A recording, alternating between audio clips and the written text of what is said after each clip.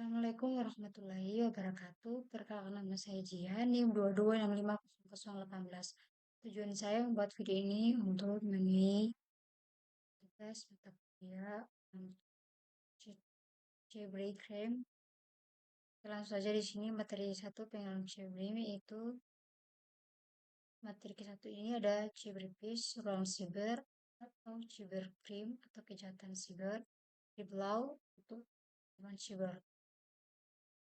Cyberpunk adalah istilah yang digunakan untuk merujuk kepada ruangan virtual di mana aktivitas komunikasi dan dipertukar informasi terjadi melalui jaringan komputer, terutama internet. Sedang Cyberpunk ini mencakup website, platform media sosial, email, dan semua jenis layanan online yang memungkinkan interaksi dan komunikasi melalui teknologi komputer. Berikut ini adalah sejarah awalnya munculnya Cyberspace.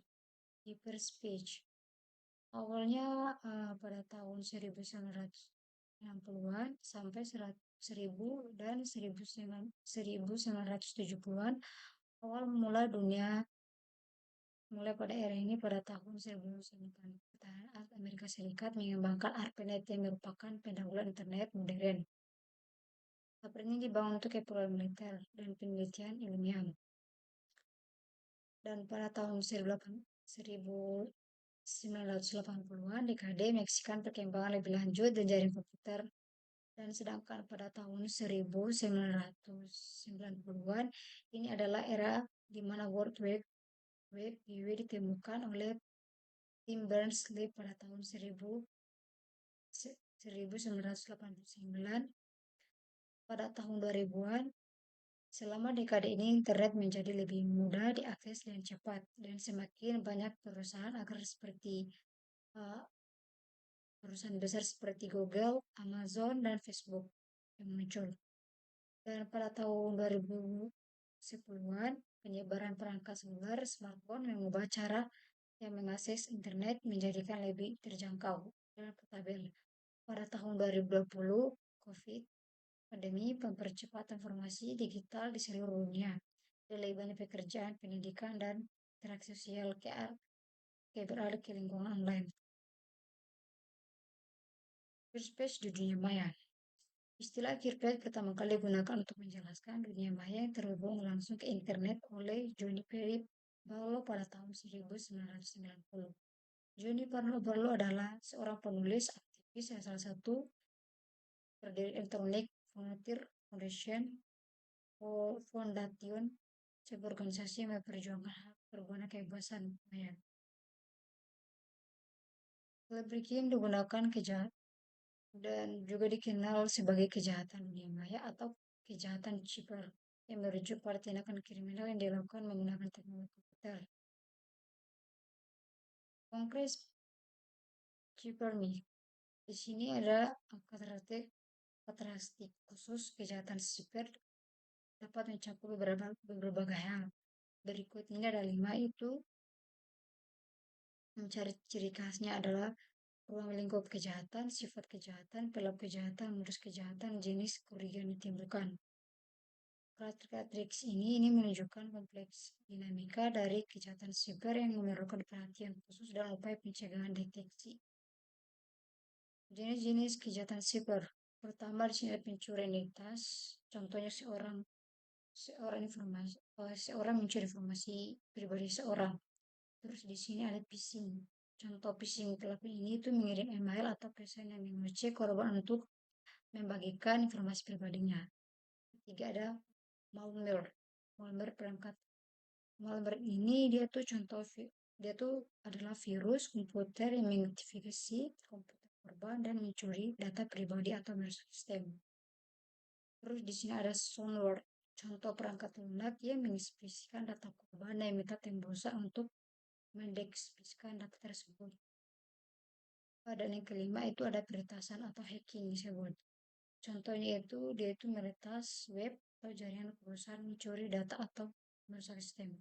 Next, ada berbagai macam-macam kejahatan siber di sini juga, dan saya cuma bisa menjawab 5. Oke, Oke, saya di sini diberikan tugas berdasarkan jenis kejahatan siber komputer dipaparkan cari kasusnya terkait kejahatan. Oke, saya akan mereview materinya. Di mana di sini ada kasus pertama. Kasus pertama ini adalah serangan Roswell ke Pusat Data Nasional pada tahun 2024. Pada Juni 2024, Indonesia dikejutkan dengan serangan Roswell berskala besar yang melumpuhkan Pusat Data Nasional PDN.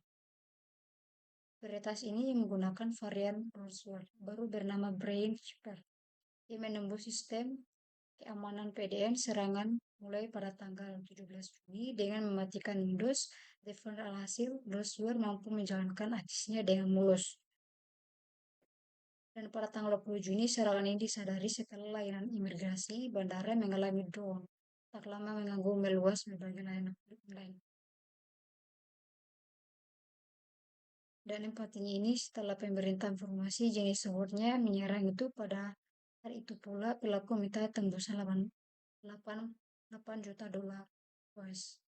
Menariknya pada saat gangguan makin besar, pelaku justru meminta saat pada masyarakat Indonesia atas kekacauan terjadi maka harus memberikan kunci membuka data-data PIN. Pemerintah pun akhirnya menggunakan kunci tersebut dalam upaya memulihkan sistem layanan publik.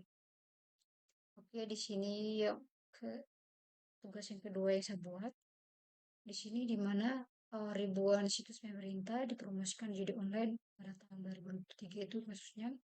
Kasus ciber ini terbaru membuat masyarakat geleng-geleng kepala adalah memasukkan postingan judi online ke ribuan situs pemerintah. Peristiwa ini berlangsung pada tahun 2023 dan sempat viral setelah pelakuan X Twitter mengunggah hasil pencarian terkait situs judi slot.